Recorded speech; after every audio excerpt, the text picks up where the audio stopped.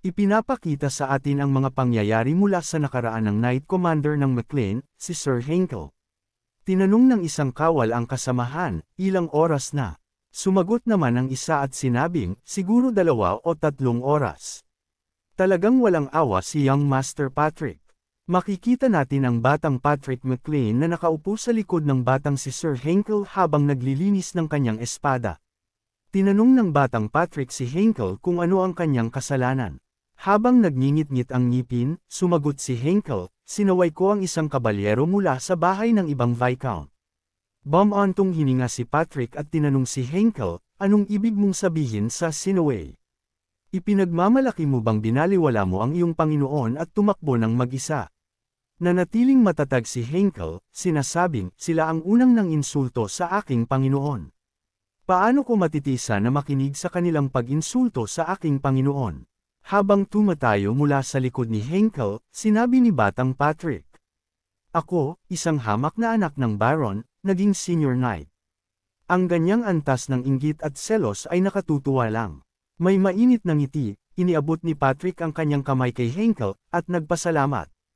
Kalaunan, nalaman ni Henkel na pumunta pala ang kanyang Panginoon sa Viscount. Na nagalit at gustong personal na parusahan siya. At lumuhad ang kanyang Panginoon sa harap ng Viscount.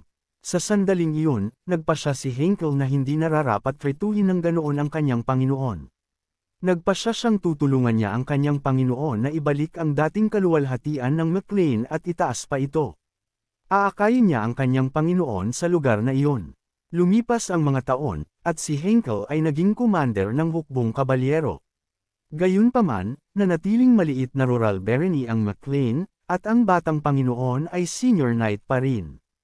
Mukhang nasa ayos ang lahat, ngunit nagbago ang mga bagay. Nang lumapit si Logan McLean kay Henkel at bumati, sinabing mula ngayon ay sasali siya sa pagsasanay ng hukbong kabalyero, doon nagsimulang magbago ang lahat. Bumabalik sa kasalukuyan, sa rampart ng McLean. Sinabi ng half-giant na si Luther, papahintuan ko ang pambobomba. Inutusan niya ang mga kawal na umakyat habang sinasalakay ng kanilang commander, si Duke Valtermin, ang pader. Umatake ang nakababatang kapatid ni Logan, si Ron Ian, gamit ang nag-aalab na espada. Ngunit iwinasiwas ni Valtermin ang kanyang espada. At dahil sa tindi ng impact, lumipad si Ron Ian at bumagsak sa pader ng rampart. Labis na nag-alala ang kanyang ama nang makita ito. Sinabi ni Patrick kay Eileen, sinabi ko sa kanilang huwag direktang makipagtunggali sa aura. Tinanong ni Eileen, ngunit paano nila papabagsakin ang flaming sword nang hindi nakikipagtunggali? At ang batang Panginoon ay kasalukuyang nakatali sa hukbo ng unang prinsipe. Sinabi ni Wiccan kay Logan na, aminin na ang pagkatalo habang may oras pa. Kung gayon, maaaring maging mapagbigay ang prinsipe na tapusin ito sa pamamagitan ng pagputol sa leeg ng iyong pamilya. O gusto mo bang mamatay dito kasama ng iyong mga tauhan? Natahimik si Logan sandali at pagkatapos ay sinabi, hindi ako papayag. May pangako akong kailangang tuparin. Kinagulat ang mga salita ni Logan ni Wiccan Kalia. Bumalik sa tagpo kung saan hiniling ni Logan sa kanyang ama at sa Knight Commander na pigilan ang mga superhuman. At papatayin niya ang 2 prinsipe. Nagtataka ang ama ni Logan. Hindi ba siya lang ang nag-iisang makakatagal laban sa isang superhuman?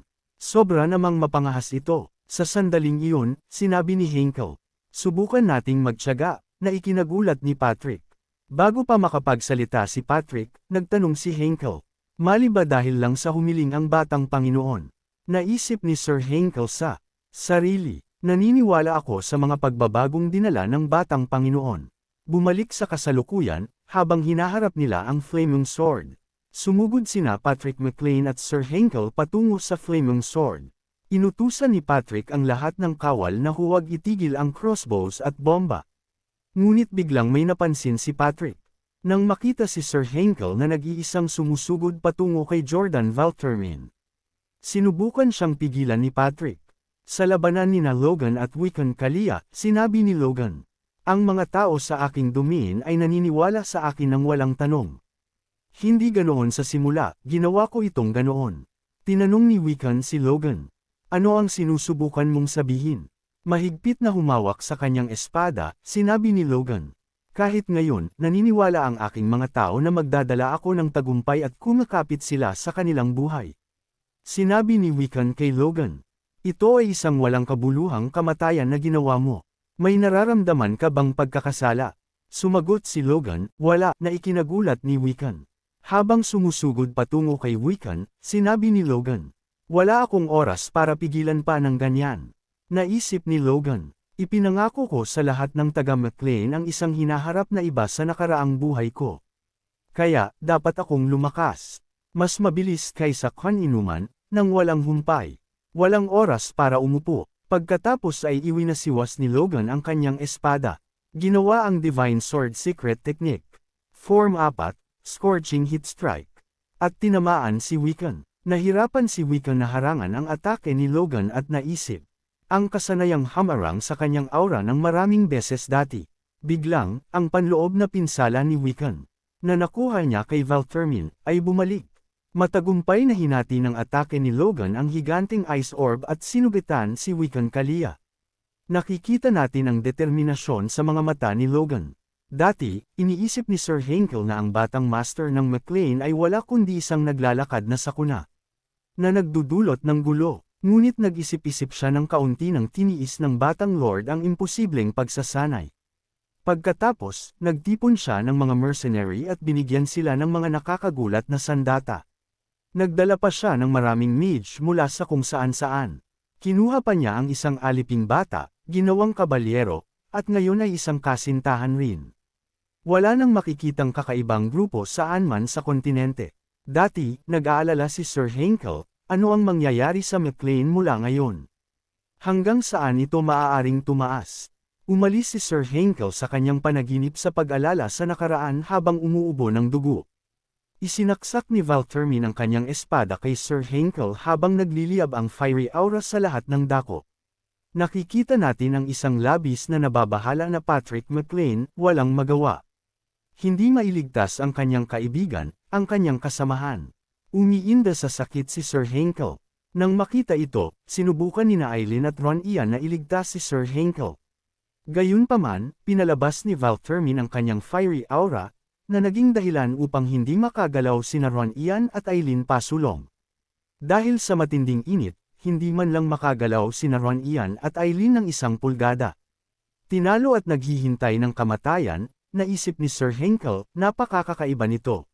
Masakit ang aking katawan, at ang core ng aking lakas ay lubos na nasira. Ngunit ang aking pandama ay mas matalas kaysa dati. Naiintindihan ko ang kawalang magawa ng aking Panginoon.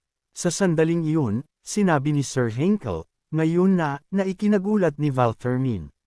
Muling sumigaw si Sir Henkel, sinasabing, ngayon na, Sir Clayton. Agad na nagcast ng spell si Sir Clayton, at maraming golem ang pumulibot sa flaming sword. Hinawakan ng mga golem si Valtermin, na naging dahilan upang hindi ito makagalaw. Nanginginig sa takot si Valtermin nang makita si Sir Henkel na nakatutok ang isang crossbow sa kanyang mukha.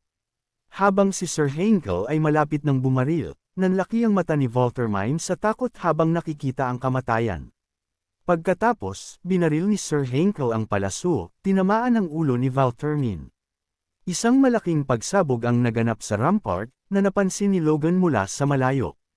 Agad niyang naunawaan kung ano ang nangyari habang ang kanyang mga mata ay napuno ng luha. Sinakripisyo ni Sir Henkel ang kanyang sarili para sa McLean.